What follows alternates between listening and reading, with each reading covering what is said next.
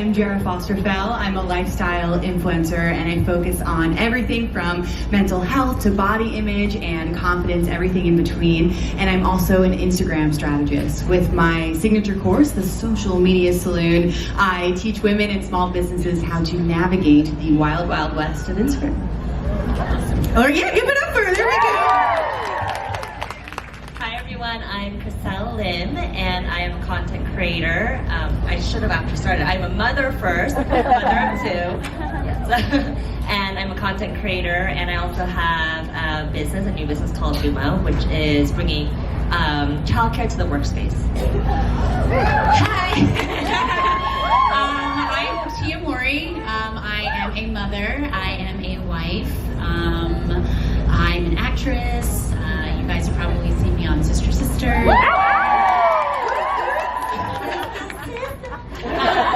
Instant Mom. I'm currently on a show right now called Family Reunion on Netflix. I'm an author, I'm a YouTuber, and actually I am now a co-founder of my company called Answer, which is I have a line of supplements. So, yeah. The list has to be that long. Hi guys, I'm DESI Perkins. I'm a digital content creator. I do everything from beauty, lifestyle. I talk about the good, the bad, whatever's happening in my life at the time. I've done so many different collaborations with different brands, and yeah, I'm also a wife, so. Hi, I'm Heather Dubrow. You probably remember me from The Real Housewives of Orange County. I'm also an actress. I have a YouTube channel. I have a podcast called Heather Dubrow's World. I have a skincare and supplement line called Consult Beauty that we've had for 4 years with my husband, Dr. Terry Dubrow. We write books. Our third book, The Dubrow Keto Fusion Diet, is coming out next month, which I'm very excited about. And most importantly, I'm the mother to 4 incredibly human children and wife to a really cool doctor.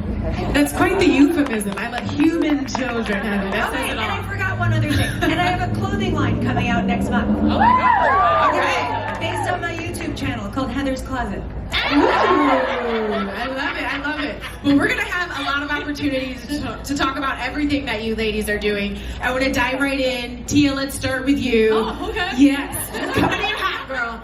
So obviously, sister, I mean, you're a pop culture icon. It was like, it's such a defining moment of our generation. I'm curious to know, being on all of these platforms, being a YouTuber, having a best-selling cookbook, all of these things, what has been your secret to keeping an audience engaged for the long haul? Because you have such loyal fans and followers. Thank you so much for that. I would definitely have to say my secret is authenticity. I really just keep it real. You know, after having my daughter Cairo, I had suffered postpartum depression, so I was very open about that. I was very open about, you know, the weight gain that I had experienced. I'm just really an open book. I'm very vulnerable, and I believe that makes me very relatable. Yeah, so I've never been the type of person to follow trends. You know what I mean? Like, I feel like trends, you know, they come and go, and especially when you're an actress, they kind of fit you into certain categories, and I've never been that type. I'm like, that's just not who I am. I'm just gonna stay true to who I am. So I think that's been the secret. I love that, and I feel like it's so hard to do because you kind of, there's a temptation to chase the trends, right? You want to work, you want to get the followers, you want the exposure. Exactly, of course, and then like I was saying, when you're an actress, you have agents, you have managers, you have networks, and they're all telling you how to be a certain way to make money, and I've never been that type of person, and I just feel like when you're not authentic, you kind of always have to keep up with yourself, and when that's hard, you know what I mean? But when you're true to who you are, there's only one you know what I mean? And I feel like you will always win being who you are and being yourself. Well, you are winning, so word to the wise here. Prime example of authenticity at its finest. Desi, okay, there we go. Let me let Lena. Hey, girl, hey. So you went viral back in 2012 with a last-minute Halloween video, sort of like content, and it's just sort of skyrocketed since then. You have millions of followers. They're just as loyal, just as engaged. Talk to me a little bit about what's been your secret sauce to standing out, because there are so many content creators, there are so many influencers. However, you have a very special and unique brand of content that keeps your followers coming back. You know, thank you. I honestly just believe that anything that I'm feeling creatively in that moment, I just do it. I'm not someone who, like you said, goes to the trends or tries to be something I'm not. If I'm not feeling great that day, I'll tell you in my video, and I'll share what's going on in my personal life. And I think that's really what builds a connection with anybody, whether you're online or not, or friendships. It's just being who you are and people gravitating towards that. And just like you said, I mean, sharing things that aren't always picture perfect is important, because that's not real life. Nobody has a picture perfect life. So I feel like when you share that, it makes people feel like, oh, I'm okay, you know? Just because I see all this beautiful stuff on Instagram doesn't mean that my life sucks. Like, you have to share all that other stuff too. And that really, it builds a friendship. We're not just creating videos like makeup tutorials just to show you how to do makeup. It's more of a friendship. Absolutely. And Crystal, I want to talk to you a little bit about sort of the same concept. Obviously, you have millions of followers. You're in the beauty space. You have the Crystal factor even before all of this was a thing. You know what I mean? So as someone who's been in the industry for so long, what do you think has been sort of your hack, or the way that you've sort of navigated this space as it evolves, as it's ever changing, and still find so much success? I think you just said it, you have to evolve. Like, what you started with doesn't necessarily mean that you have to continue to do that. If you see something going elsewhere, then adapt to it. I always tell my team, you evolve or you die. So I think that is the reason why I'm still here today 10 years later, but also just, you know, just like these ladies said, you know, I've evolved as a creator because I started off with fashion and then got into beauty. And that I created this really amazing platform where I shared kind of like this fantasy where everything seems so elevated. And then I had my kids, and I was like, shit, like I don't have time. I don't have time to like spend 24 hours or 12 hours making one video anymore, right? And that was not realistic for my lifestyle anymore. So I adapted and I evolved to my new life, and I just became more vulnerable and honest with my audience. And surprisingly, they wanted to see that. They wanted that more. At first, I was like, oh my god, like, are they gonna think that I'm just like a mommy now? Like, are they gonna? Which is a great thing to be. Yeah, but I was so paranoid. Like, I thought I was not gonna be cool or whatever. So I tried that for a year. I tried to be someone that I wasn't after I had my kids, and then I just got burnt out. I got so exhausted. And then once I was like, I'm just gonna show my real life, like what actually goes on behind the scenes, and that's when my followers again felt connected to me once again.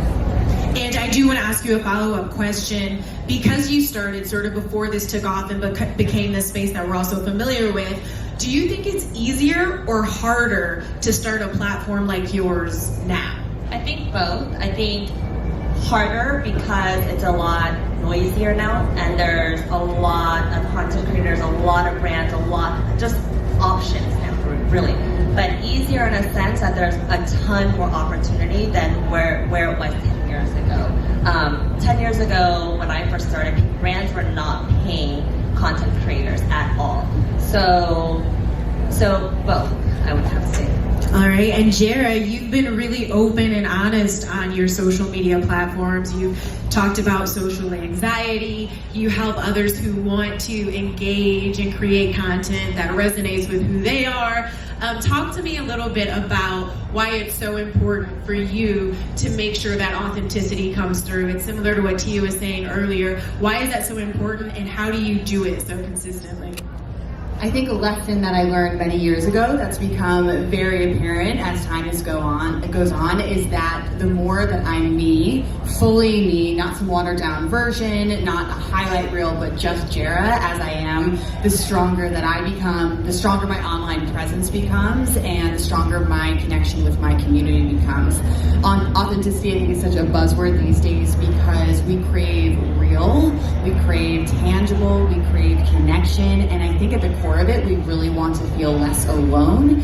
And I think that a common theme for me as I've posted and created content over the last 5 years is that by sharing things that feel vulnerable, that feel a little bit scary to open up about, are the moments of true connection and magic with my audience. So everything from opening up about my struggles with social anxiety, opening up about my dad's journey with cancer, everything from career shifts. I had a really long, dramatic journey to becoming a SoulCycle instructor, and then I'm not teaching anymore in fitness, so being really open about my shifts in my body and how that's changed post my fitness career. And I think one of my favorite examples of this is my post about butt pimples. Like, you guys, this is just like the key example of opening up, and it's something we can all laugh about, but I had a bikini that I bought for a vacation in Mexico, and I accidentally bought thong bottoms, which I never do, and I had pimples all over my butt, and I was like, I'm not gonna wear this thong bikini,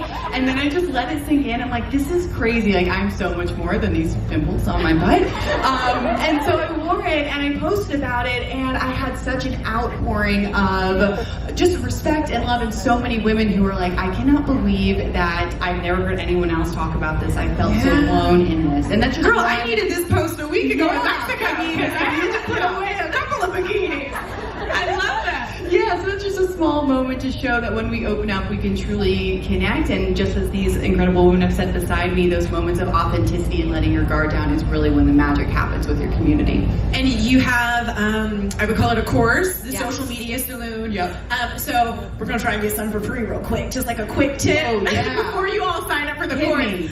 what would be maybe your top tip for growing followers for everyone in the audience organically? Yeah, I love this question. So what I want to do is actually dial it back a little bit, because often we think about content pillars and engaging 30 minutes after your post has been up. But if you don't have your purpose really nailed down, the why of what you do, the core of why you or your brand exists, then you don't have a solid foundation. So you really need to take a moment, light some candles, figure out what that purpose is, figure whatever works for you, come up with your niche and your ideal client, and then once you have those really rock solid, your content will start to be more infused with purpose. You're going to attract your ideal client or follower, which will help you grow. But as that happens, you're going to realize that those numbers matter a lot less when you start to see the positive impact and the relationships that you start to build with your community. I love that.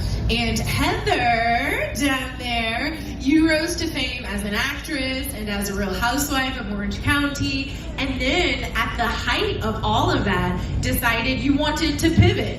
And I think that's so brave, and it's so bold and scary, and it's not a thing a lot of people do, because once you become known for a certain thing, you kind of just want to stick with it because at least it's safe and it's tried and it's true.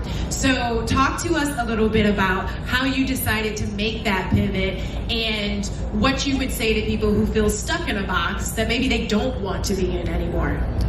Well, all great questions. I think for me at the time, it just made the most sense. But what I'd like to touch on a little bit is what everyone has sort of talked about here, which is authenticity. Because it is the most important thing, but you need to know who you are. So, for example, if you're on a reality show and you'd like to be the elegant, classy one, and all you're doing is vomiting in a bush and cursing people out, I have news, that's not your brand. So when it comes to being on a reality show, you see a version of a person. For me, I felt like I needed to show my audience a more unfiltered version. I went from a scripted actress to then a reality personality, which I never intended to do, but it was incredibly interesting. And then to pivot back into whatever my next chapter was, it had to be authentic. So taking my narrative back, talking to everyone directly, and really opening up my life. So we've all kind of touched on that authenticity. But again, you need to know who you are. Not who you want to be, but who you are. And if it's something else you want to be, you got to figure out how to become that person.